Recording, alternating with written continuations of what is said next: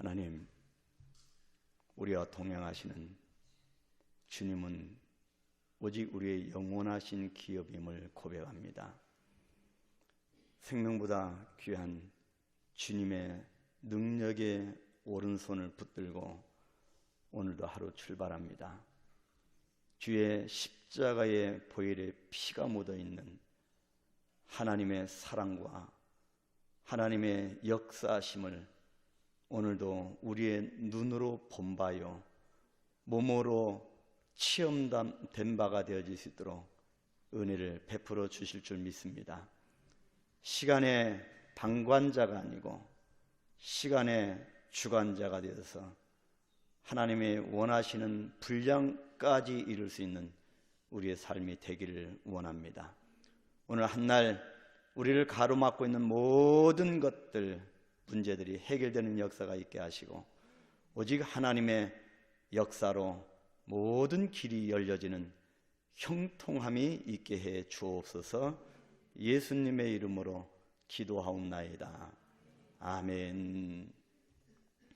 오늘 빌립보서 1장 22절부터 24절 22절 제가 읽고 23절 여러분이 읽으시고 24절 우리 같이 보도록 하겠습니다. 22절입니다. 그러나 만일 육신으로 사는 이것이 내 일의 열매일진데 무엇을 택해야 할는지 나는 알지 못하노라.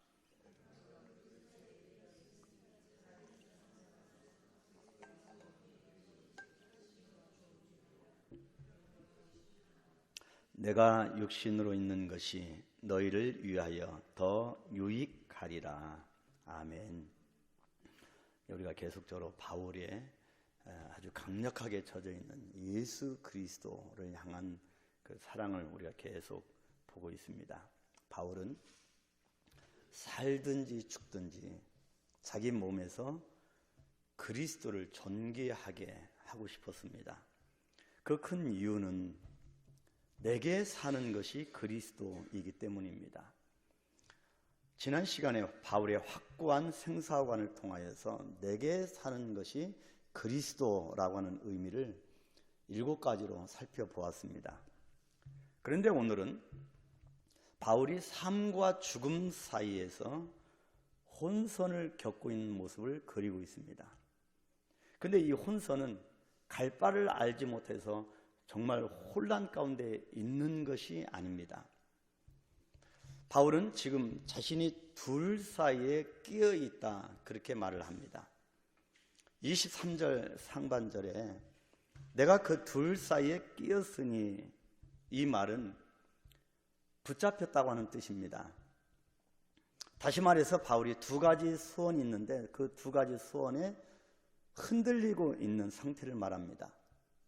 그래서 나는 2가지 사이에 끼어서 곤경에 처해 있다. 나의 심령이 온전히 우겨싸임을 당하여서 곤경에 처해 있다라고 하는 뜻입니다. 그래서 여기서 끼어 있다, 바울이 말한 이 끼어 있다라고 하는 말은 양쪽에 암벽이 높이 솟아 있어서 내가 내 몸을 움직일 수 없는, 마음대로 내가 방향을 턴할 수 없는, 그래서 방향을 바꿀 수가 없고 오직 너무 좁은 협곡이기 때문에 앞으로 전진만 할 수 있는 그런 상황을, 그런 상태를 말합니다. 그래서 좁은 암벽에 둘러싸인 협곡을 지나가는 여행자들에게 쓰이는 단어입니다. 바로 그것이 끼어있다, 바울이 고백한 이 끼어있다라고 하는 뜻입니다. 지금 바울은 그 둘 중에서 하나, 그래서 둘 사이에 끼어있다고 했는데 그 하나는 죽어서 그리스도를 만나는 것이고 또 다른 하나는 살아서 자기 일의 열매를 맺는 것을 뜻합니다. 그래서 바울이 둘 사이에 끼어있는 것은 살든지 죽든지입니다. 그래서 오늘 우리가 읽은 말씀처럼 죽어서 그리스도를 만날지 아니면 내가 살아서 계속 내 일의 열매를 맺을지 2가지입니다. 이 2가지 중에 끼었다 표현합니다. 그래서 바울은 금세와 내세, 보이는 세계와 보이지 않는 세계, 육계와 영계 사이에 끼어 있다, 그렇게 고백하는 것입니다. 이것이 둘 사이에 끼어 있다고 하는 표현입니다.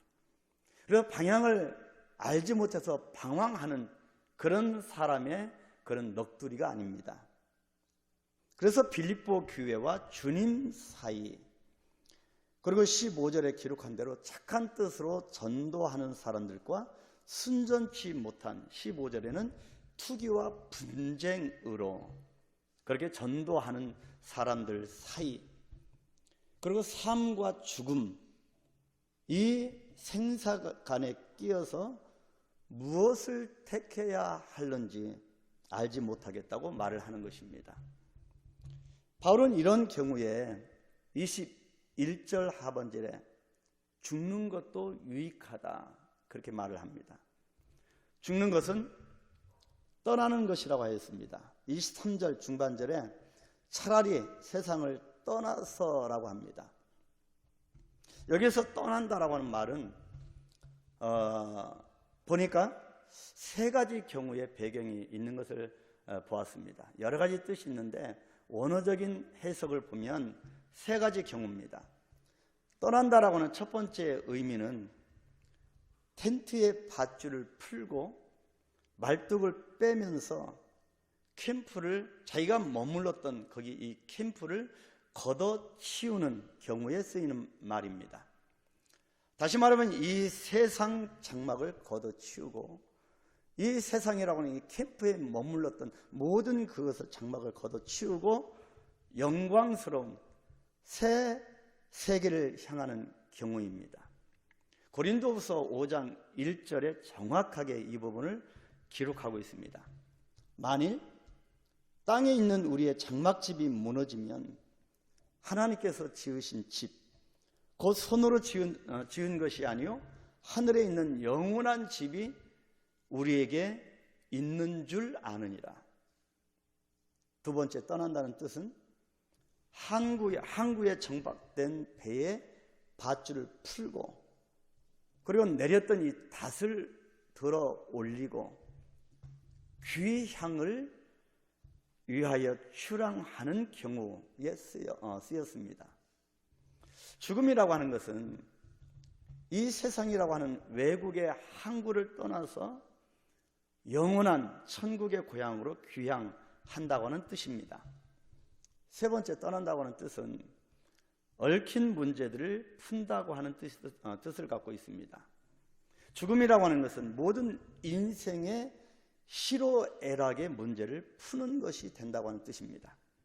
이런 의미로 바울은 23절 중반절에 차라리 세상을 떠나서 그리스도와 함께 있는 것이 훨씬 더 좋은 일이라, 그렇게 토로하였습니다.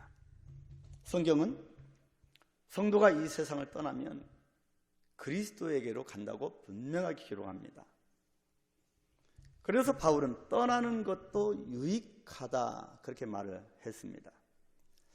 근데 바울이 24절에 넘어가 보니까 완전히 반전된, 상반된 말을 합니다. 내가 육신으로 있는 것이 너희를 위하여 더 유익하리라. 내가 이 세상을 떠나서 주님께로 가고 싶으나 육신으로 있는 것이 너희를 위하여 더 유익하리라. 그래서 자신만을 생각한 것이 아니고 누군가 생각하는 대상이 있다는 말입니다. 여기서 육신으로 있는 것은 누구를 도와줄 것을 목적으로 머무는 것을 말합니다. 내가 그리스도께로 돌아가는 것은 내가 더 좋은 일인데, 내가 한 목적, 그 목적 때문에 내가 육신으로 더 있는 것이, 더 머무는 것이 더 좋다. 그 대상이 누구겠습니까? 그리고 여기에 더 유익하다라고 하는 말은 단연코 육신으로 있는 것이 아직은 더 유익하다, 단연코 더 좋다라고 하는 의미입니다. 바울이 살아서 이 세상에 더 머무는 것이, 그 대상이 빌립보 교회 성도들이었습니다. 그래서 빌립보 교회 성도들을 위하여 더욱 내가 육신으로 더 머무는 것이 유익하다는 말씀입니다. 그래서 그리스도의 심장으로라고 하는 단어를 사용할 수 있게 된 것입니다. 저와 여러분들은 그리스도의 심장으로, 뜨겁게 영혼을 사랑하시는 그리스도의 심장으로 육신으로 더 머무는 것이 유익된 그런 우리를 기다리는 영혼도 있음을 기억해야 합니다. 이유는 바울의 사역의 열매 때문이라고 하는 것입니다. 22절 상반절 우리 다시 한번 읽겠습니다.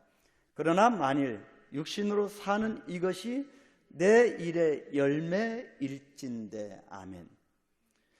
바울이 육신으로 더 머무는 것이 유익하고 이 빌립보 교회 성도들을 위하여 내가 아직도 할 일이 있고 뜨거운 그리스도의 심장을 가지고 아직도 사명이 있음을 고백하는 단어입니다. 그래서 내 일의 열매가 있기 때문이다. 내 일의 열매가 무엇일까? 그 부분을 우리가 시간상 내일 우리가 보도록 하고요. 우리가 이 시간 기도하겠습니다. 하나님, 삶을 살다 보니 이렇게 완전히 협곡에 갇혀서 오도 가도 못하는 방향을 터날 수 없는 그런 위기 상황을 맞이할 때도 있습니다. 바로 이 바울이 고백하였습니다. 바로 그런 상황 가운데서 그리스도의 강력한 권세의 이름으로 우리를 붙들어서 내가 그런 협곡의 우겨쌈을 당하여도 쌓이지 아니하는 이유는 내 질것 같은 이 안에 보배이신 예수가 담겨 있기 때문입니다.